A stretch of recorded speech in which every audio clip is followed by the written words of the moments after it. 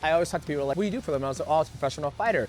Oh, what do you mean? I was like, oh, I used to do mixed martial arts. She goes, oh, you mean UFC? And I'm like, it's called mixed martial arts. I don't understand like why they don't respect what you did more, because you, the championships, that'll never be done again. Yeah. How many title defenses? 8? 11. 11 title defenses, bro. 11 and 1? 11 and 1, yeah.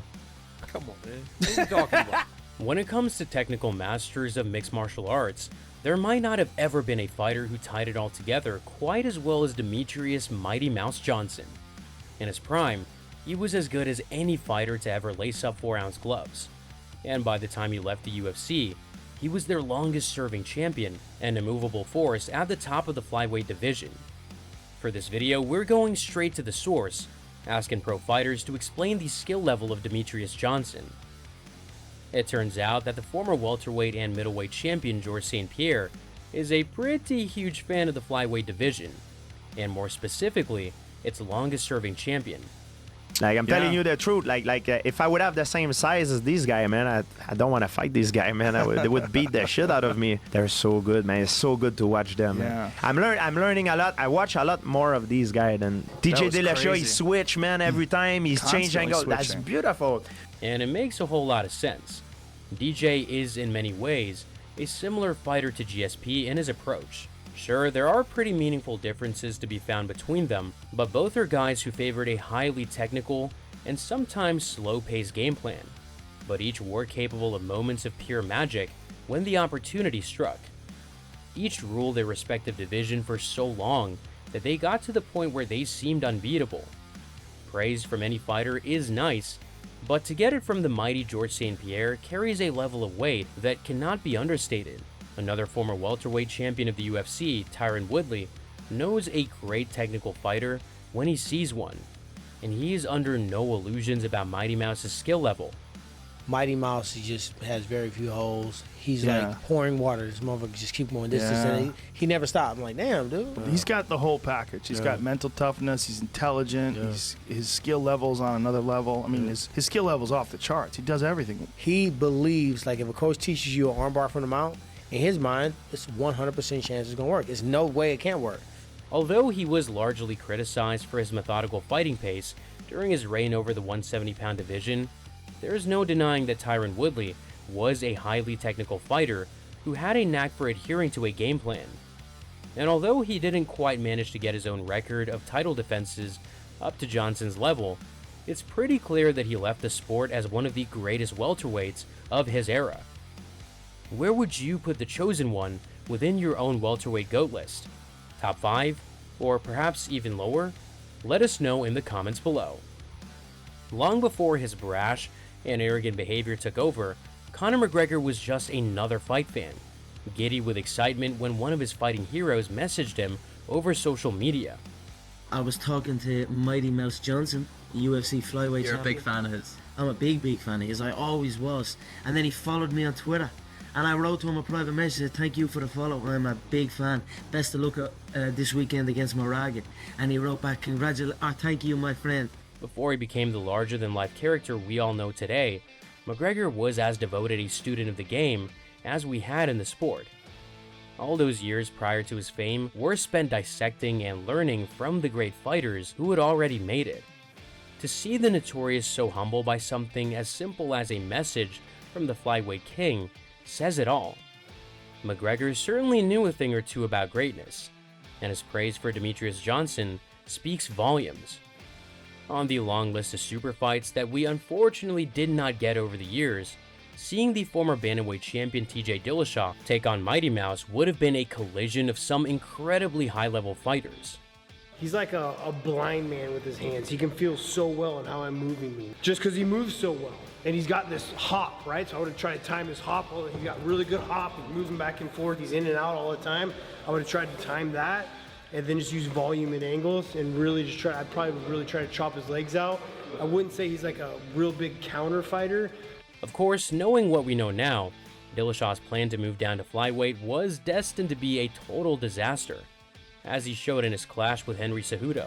But that doesn't stop us from wondering just how this fight might have played out if these two met at 135 pounds. In this clip, both men explain their possible game plan if they ever fought, and TJ's is just as cerebral as you might expect. As another member of the unavoidable GOAT debate, Anderson Silva is the fighter whose own title defense record was actually broken by Mighty Mouse. There are, of course, no hard feelings. In fact, he's pretty quick to point out that he's a pretty huge fan. Demetrious Johnson is the new champion, is the best one, and I love when I people talking about this, because Demetrious, people need to respect because it's a great fight. Who's the greatest of all time? Is it you or Demetrious? I think Demetrious. Demetrious? He goes as far as to make it clear that Demetrious is probably the superior fighter of the two, the fighter who brings a higher level of technical excellence to the table. Most high-level fighters understand that the technical skill of MMA gets higher and higher the lower the weight classes go. And for Silva, although he was incredibly skilled for a middleweight and sometimes a light heavyweight, he knows full well that the games being played at 125 pounds went far deeper.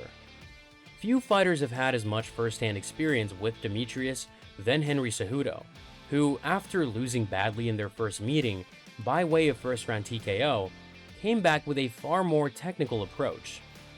So when I fought Demetrious Johnson that second time around, I knew that I couldn't react to him, to a lot of stuff that he's doing, because he's everywhere, dude. Like, like the speed that he has is ridiculous.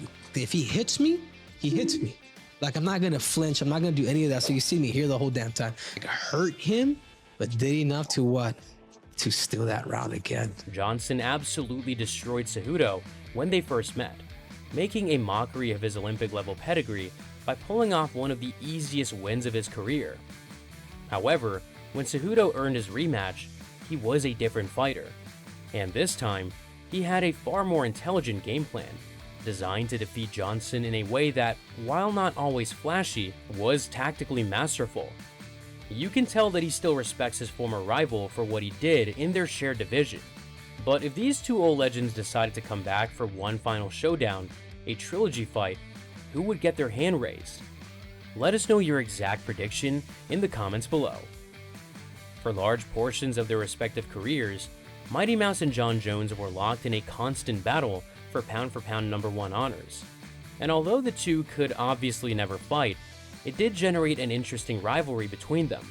Demetrious Johnson, man, he is a tremendous athlete. I've beat 8 or 9 former world champions. That's something that no one's ever done in this. I don't mind sharing that debate with a guy like Demetrious Johnson. He's unbelievable. I feel like people respect us both tremendously as great fighters for completely different reasons. He was like, why does it always have to be one? Yeah. I love that. He was like, it doesn't always have to be one. I was like, you know what, Nick? You're right. There always has to be one. So. Jones was as dominant as could be during his best years in the 205-pound division, defeating champion after champion with a level of ease that rightly made the fans call him a combat sports prodigy. As perhaps the most technical fighter above 185 pounds the sport has ever seen, Jones no doubt understands quite well just how special Mighty Mouse is, and how difficult it is to sustain your success over such a long period of time. But who do you think had the more impressive career of the two? And how much do the various controversies that follow Jones factor in?